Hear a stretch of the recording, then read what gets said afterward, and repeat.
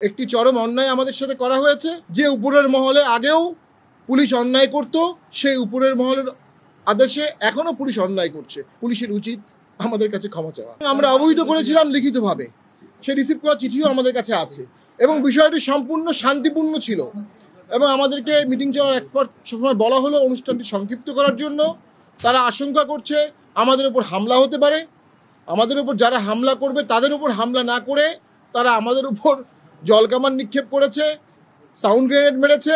সম্পূর্ণ শান্তিপূর্ণ একটি প্রোগ্রামে পুলিশের এই অতিরিক্ত শক্তি প্রয়োগ, এখানে অসংখ্য মানুষ ছিল, স্ট্যাম্পিড হতে পারত, পদদলিত হতে পারত এবং এক্ষেত্রে আমি মনে করি পুলিশ সম্পূর্ণ দায়িত্বজ্ঞানহীন একটি আচরণ করেছে।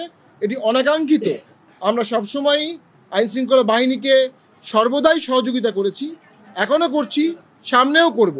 কিন্তু একটি রাজনৈতিক দল তার শান্তিপূর্ণ প্রোগ্রাম তার অফিসের সামনে করতে যাবে এবং পুলিশ সেখানে বাধা দিবে, এটা নব্য ফ্যাসিবাদের একটি আবির্ভাব হচ্ছে। এবং আমার ধারণা উপরের মহলে তারা এটা করেছে।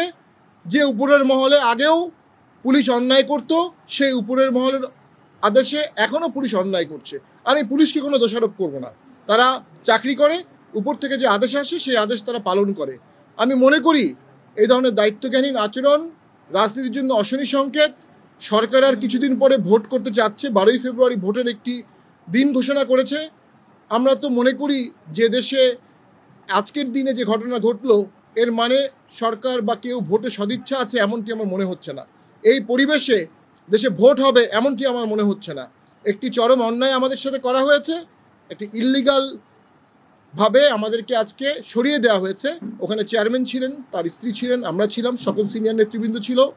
আমরা এর তীব্র প্রতিবাদ জানাই, সুষ্ঠু তদন্ত জানাই এবং দোষী ব্যক্তিদের বিরুদ্ধে শাস্তির দাবি জানাই। জাতীয় পার্টি দিন দিন সঠিক রাজনীতি করছে এবং জাতীয় পার্টি আস্তে আস্তে সামনের ভোটে অথবা আন্দোলনে একটি বিশাল বড় ফ্যাক্টর হয়ে যাচ্ছে। একটি মহল জাতীয় পার্টিকে দাবিয়ে রাখার চেষ্টা করছে, সেই মহলের উস্কানিতে, সেই মহলের নির্দেশে আজকে এই কাজটি করা হয়েছে। আমরা মনে করি it's a bad day and sad day for democracy. বাংলাদেশে যে ডেমোক্রেসির জন্য হাজার হাজার ছাত্র জনতা জীবন দিয়েছে, আজকে তাদের রক্ত ব্যাহত হলো, আজকে তাদের রক্ত ব্যর্থ হলো, কারণ একটি গণতান্ত্রিক সমাবেশে, শান্তিপূর্ণ সমাবেশে সম্পূর্ণ অগণতান্ত্রিকভাবে শক্তি প্রয়োগ করা হলো। আমরা মনে করি সকল রাজনৈতিক দলের উচিত পুলিশকে আহ্বান জানানো, এ ধরনের কোনো কার্যক্রম যেন পুলিশ কখনো কোনো দলের সাথে না করে।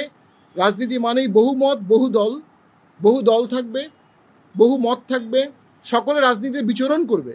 আপনি যখন একটি দলকে জোর করে দাবিয়ে রাখার চেষ্টা করবেন, এটা অগণতান্ত্রিক, অসাংবিধানিক, আইনের শাসনের পরিপন্থী এবং আমি মনে করি পুলিশের উচিত আমাদের কাছে ক্ষমা চাওয়া।